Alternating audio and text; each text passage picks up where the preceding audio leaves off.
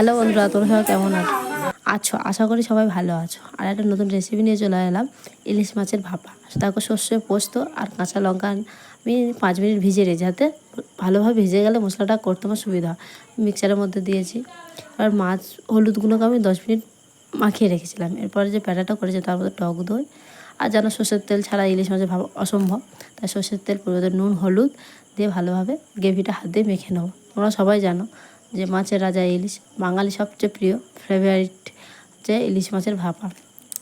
এরপরে ওই যে মিক্সারে যে মশলাটা করেছিলাম সেটার মধ্যে মাছ হলুদের মধ্যে যে মাখানো ছিল সেটাকে ভালোভাবে মাখিয়ে নেবো। দেখো ভিতরে ভিতরে আমি হাত দিয়ে আঙুল দিয়ে ভালোভাবে, এরপরে কলা পাতার মধ্যে আর একটা কলা পাতা দিয়ে ঢাকা দেবো, দিয়ে ভালোভাবে সুতো দিয়ে বেঁধে নেবো, যাতে মাছের যেই মশলাটা করেছি সেটা যাতে বেরিয়ে না আসতে পারে। এরকমভাবে বেঁধে নেবে তোমরাও।